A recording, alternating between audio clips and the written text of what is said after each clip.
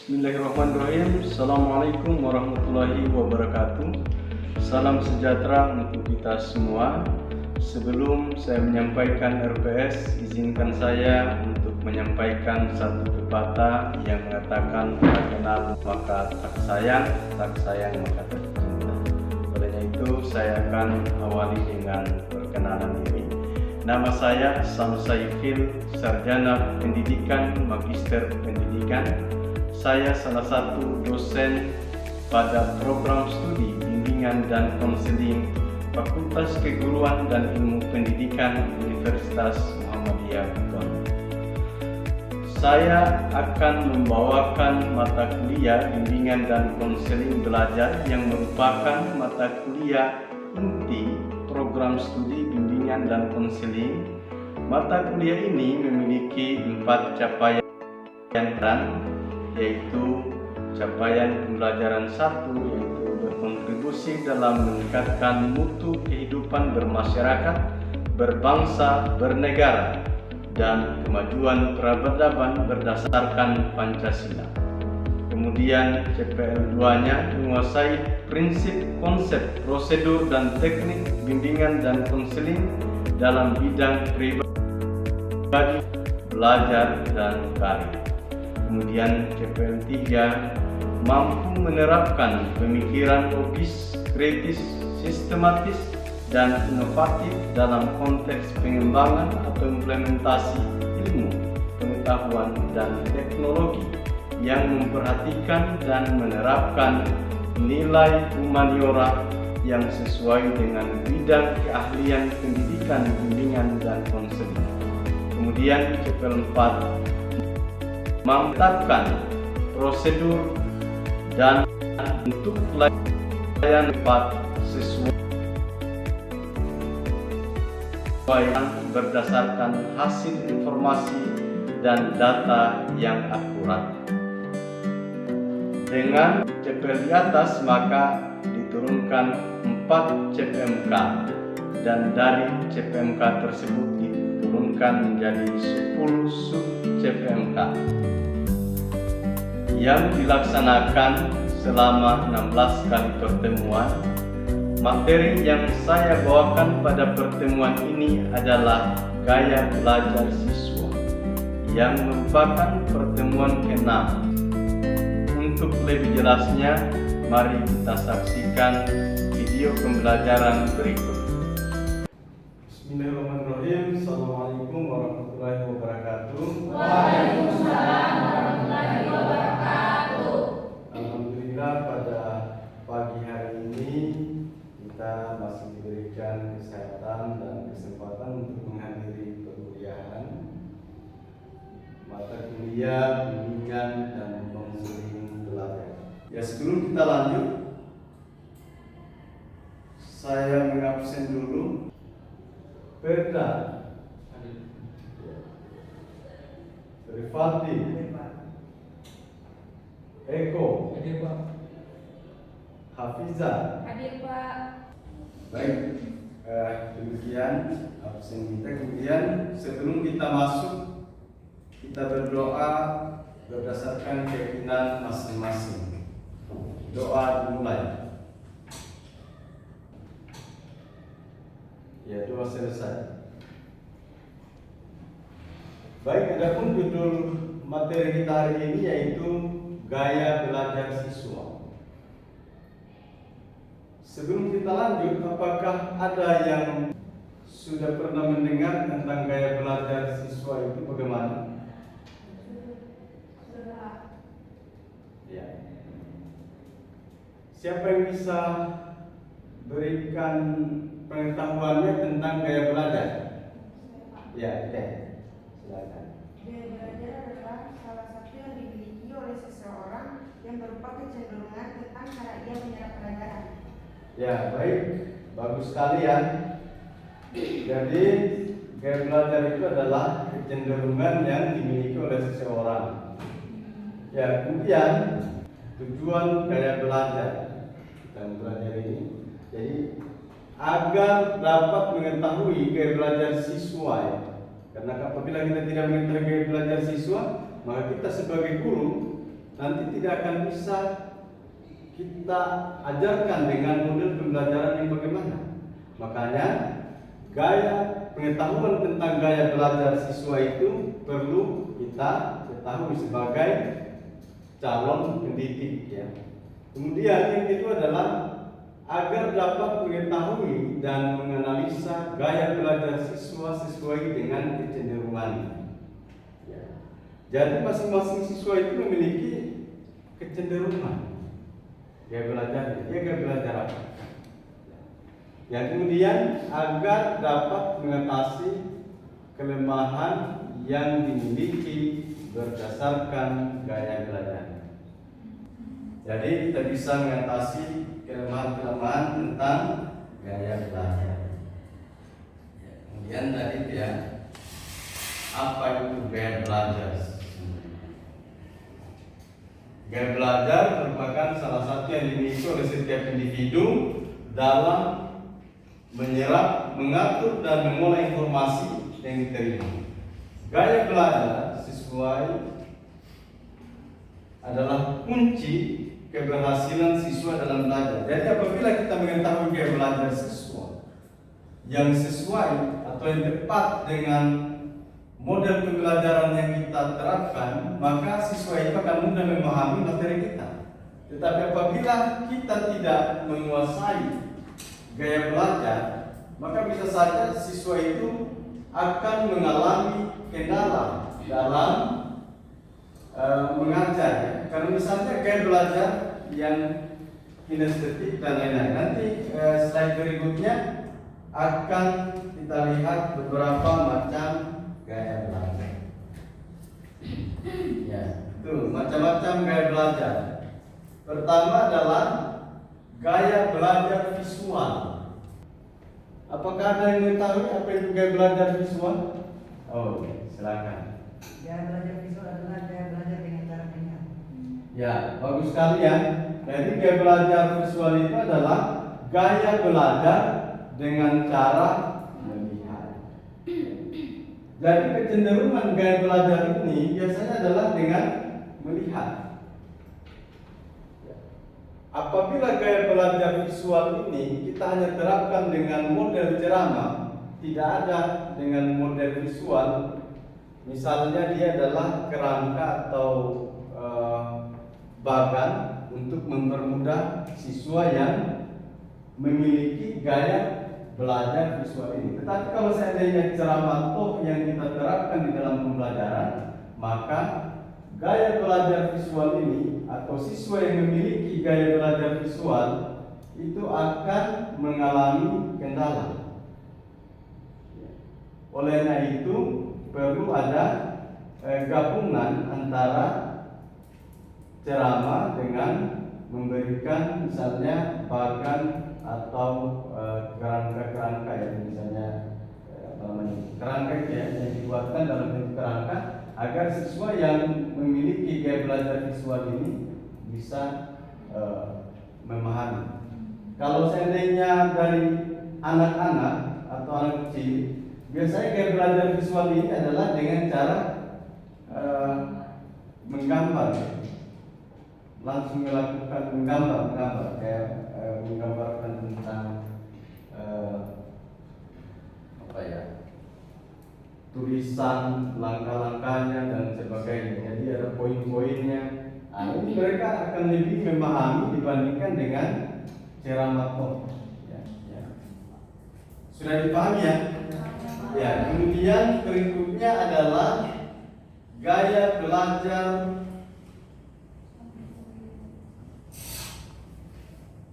auditori ya, atau gaya belajar dengan cara mendengar.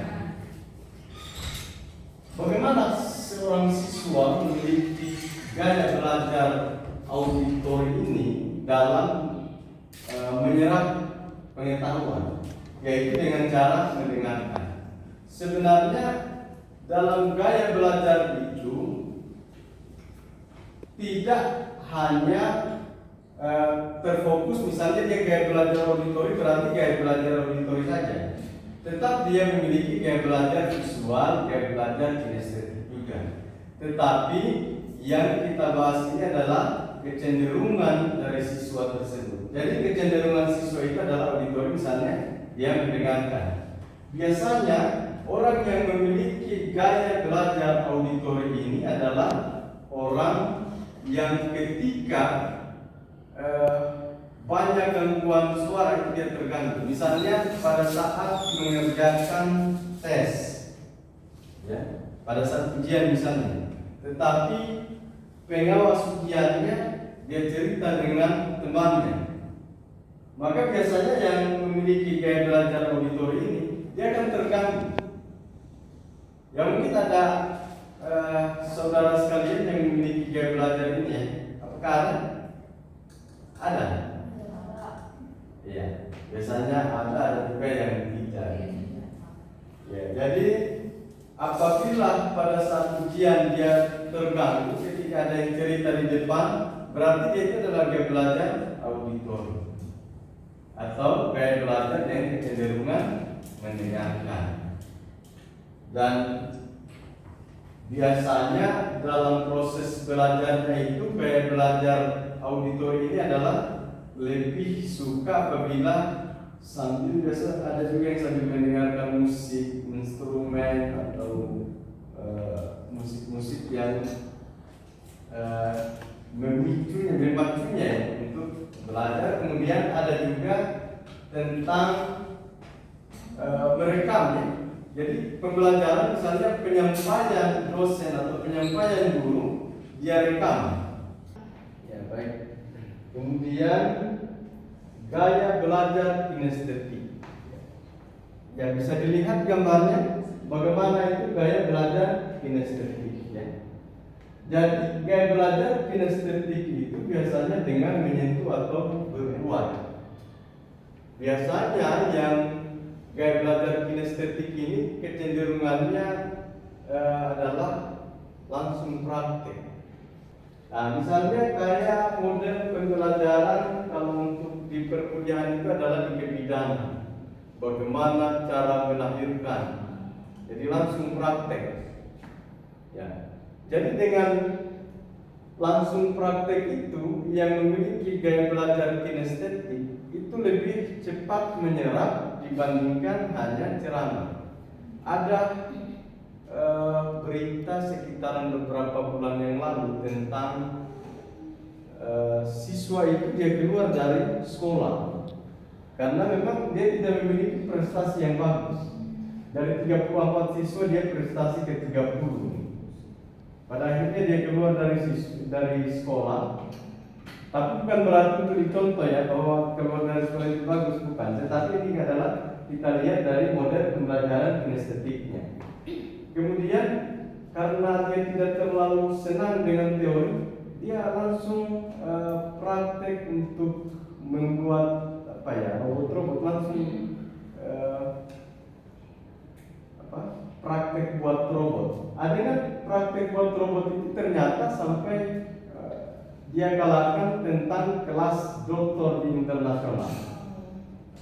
Artinya seseorang itu keberhasilannya tidak bisa dilihat hanya dengan satu model pembelajaran. Nah, makanya dalam pembelajaran itu kita perlu gunakan gabungan antara pembelajaran visual, auditori seperti yang sudah dijelaskan, kemudian pembelajaran kinestetik. Karena ada juga siswa yang tidak cocok dengan tipe pembelajaran dengan model kinestetik, tidak ada juga yang tidak cocok dengan model pembelajaran audio, ada juga yang tidak cocok tentang model pembelajaran visual.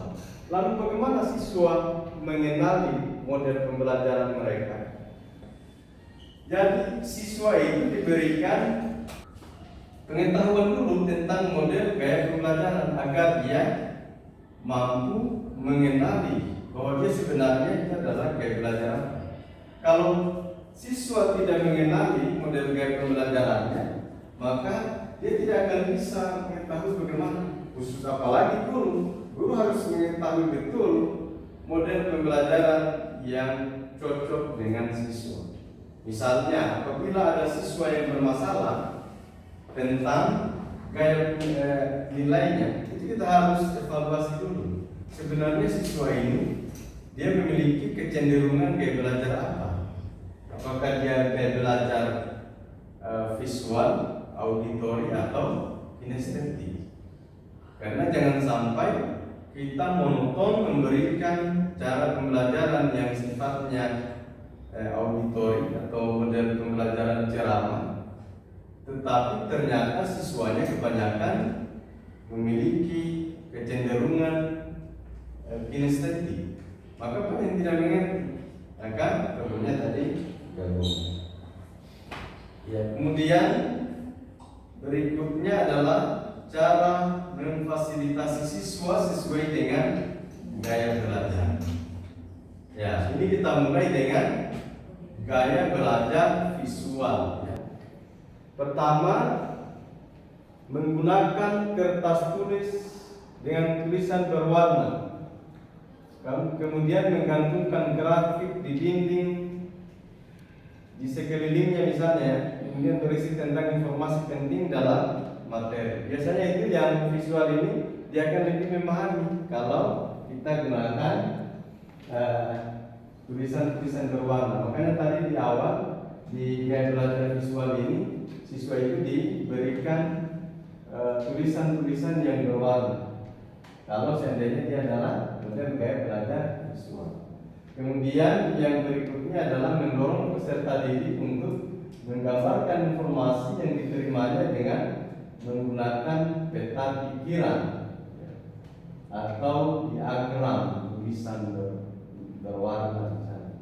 Jadi ada biasanya siswa atau mahasiswa caranya itu adalah dia tempelkan pita berwarna ya, untuk gampang mengetahui misalnya ini atau pakai stabilo ya. Yang penting atau pokok-pokok pikirannya biasanya itu adalah ditulis dengan stabilo dengan berbagai macam warna. Ya, kemudian yang berikutnya adalah membagikan fase-fase atau garis besar setiap materi pelajaran. Biasanya yang gaya belajar visual ini menuliskan pokok-pokok pembelajaran materinya itu, pokoknya itu ditulis. Biasanya dia sudah bisa memahami. Kemudian berikutnya adalah memberikan kode warna. Tadi sudah dijelaskan juga sebelumnya. Kode warna ya. Misalnya ada beberapa stabilo yang diberikan ini. Jadi dia lebih paham dibandingkan dengan hanya kita berikan jarak. Kemudian menggunakan bahasa yang dapat menciptakan visualisasi pada diri anak.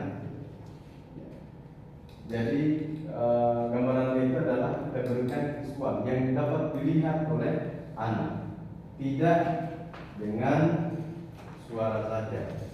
Tetapi kayak tadi yang tetap dia dijelaskan dengan suara juga karena dia begitu. Berikutnya adalah gaya belajar auditori ya. Jadi gaya belajar auditori ini adalah tadi kita sudah mengetahui bersama yaitu untuk mendengarkan ya. Kecenderungan itu adalah mendengar. Ini menggunakan variasi vokal atau ritme suara intonasi yang digunakan pada saat menyampaikan materi pembelajaran. Ya. Jadi gaya belajar auditori ini adalah termasuk variasi dalam mengajar.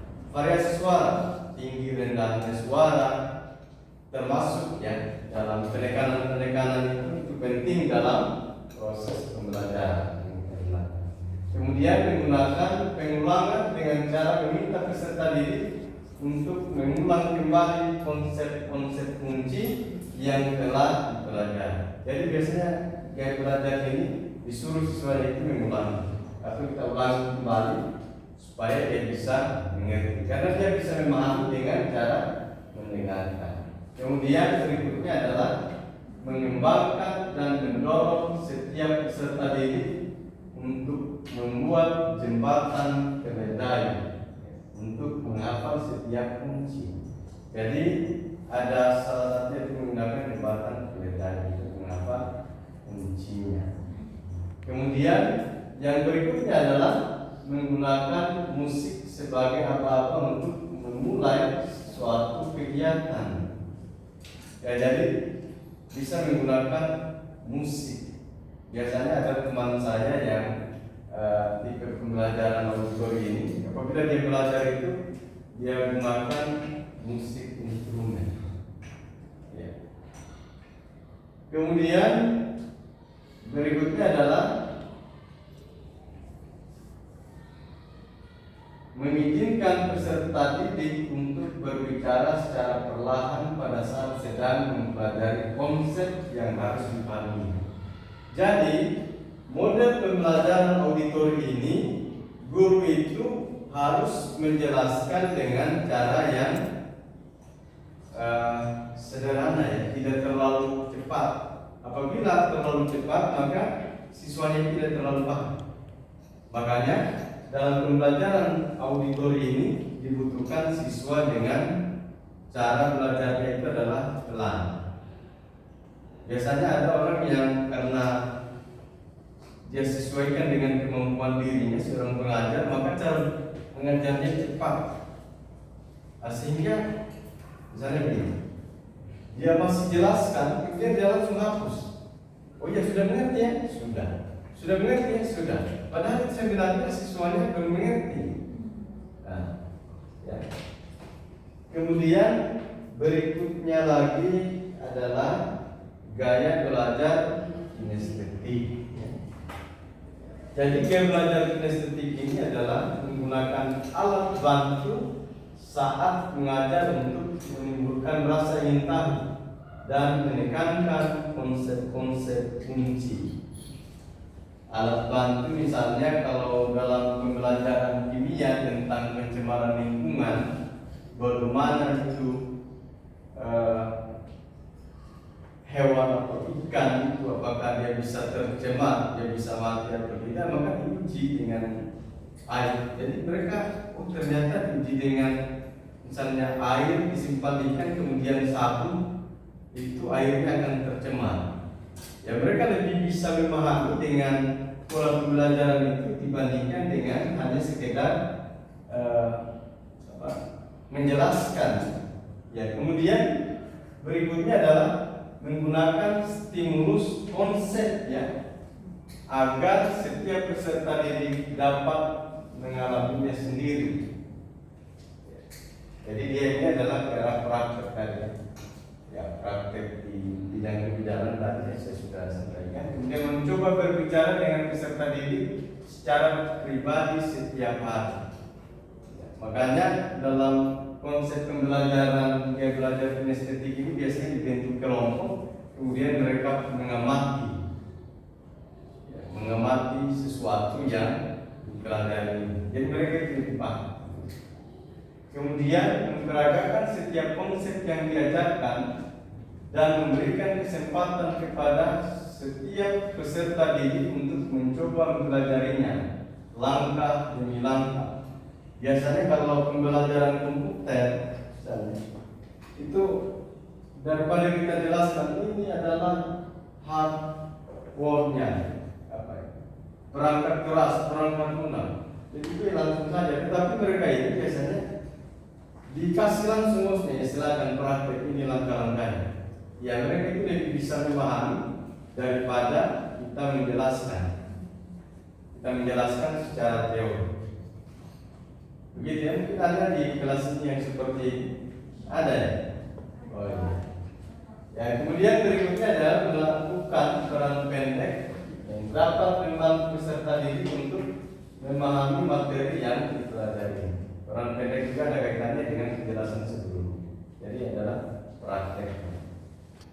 Baik, sampai di sini materi kita untuk hari ini. Ada yang bertanya? Saya, Pak. Iya. Bagaimana cara mengajar yang berpikir pembelajaran kinestetik? Oh iya, seperti yang sudah saya jelaskan juga tadi ya tentang pembelajaran kinestetik. apabila seseorang itu memiliki tipe pembelajaran kinestetik, maka kita harus merangkaikan dengan praktek, ya. Atau ya misalnya praktek tentang pencemaran lingkungan, berarti kita bawa ikan, bawa air, kemudian satunya di praktek yang berkelompok biasanya. Misalnya kalau 20 orang siswa di dalam kelas, kita nanti bagi 4 kelompok, jadi 5 orang misalnya, atau 3 kelompok. Disesuaikan saja dengan jumlah siswa. Jadi dengan seperti itu, siswanya itu akan gampang memahami materi dibandingkan dengan hanya sekedar menjelaskan saja. Begitu ya? Ya Pak. Ada lagi?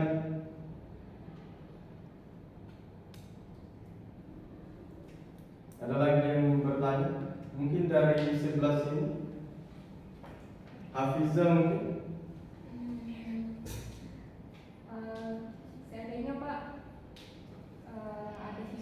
ada tidak kemungkinan Pak siswa memiliki dua gaya belajar yang sama-sama kuat, maksudnya kinestetiknya juga bisa, auditorinya juga bisa, atau sebenarnya hanya satu yang lebih cenderung lebih kuat? Sebenarnya tadi seperti yang saya jelaskan, tentu setiap manusia itu memiliki 3 tadi ya, pembelajaran kinestetik, kemudian pembelajaran auditori, pembelajaran visual. Tetapi dalam setiap individu itu biasanya memiliki satu kecenderungan. Ya, misalnya dia cenderung di pembelajaran auditori, yaitu mendengarkan, ya tadi ya, atau di pembelajaran kinestetik. Kemudian apakah bisa dia memiliki kecenderungan ganda? Memang individu itu memiliki gaya belajar yang ganda, 3-tiganya dia miliki. Hanya saja terkadang satu yang lebih kuat, yang kedua apa misalnya? Satu yang lebih kuat, kemudian kedua menyusul apa? Misalnya satunya auditorial, satunya adalah visual. Tetapi kinestetik ini yang lemah misalnya. Jadi pada saat praktek dia agak lemah. Dia kurang paham tentang praktek. Nah, tetapi kalau dari auditori tadi, dia gampang sekali memahami.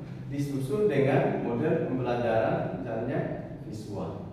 Ada juga sebaliknya, dia auditorial, ya. Kemudian dia lebih suka berikutnya adalah praktek. Tapi dengan mendengarkan itu dia sangat kuat ya tanggapannya. Tetapi disusul dengan praktek dia tambah kuat lagi. Tapi memang dia dalam melihat saja itu, kalau dia melihat dia tidak terlalu memahami. Jadi tadi ada 2 pembelajaran, sebenarnya ada 3 ya, 3 pembelajaran, tapi biasanya lemah di 1. Tapi kalau apakah boleh dia memiliki 2? Memang dia memiliki semuanya, ya, kecenderungan. Tetapi satu kecenderungan yang paling unggul, kemudian menyusul satunya. Biasanya begitu. Ada juga yang satu kecenderungan yang paling menonjol, yang berikutnya adalah sama katanya. Maksudnya tidak terlalu unggul, hanya satu saja kecenderungan. Tapi ada juga kayak tadi yang dipertanyakan oleh saudara Hafiza tadi, apakah bisa dia memiliki 2 kecenderungan? Iya. Tapi yang pertama paling cenderung, kedua adalah cenderungan keduanya. Ya, saya kira itu ya. Demikian pembelajaran kita hari ini. Semoga apa yang diajarkan hari ini bisa mendapatkan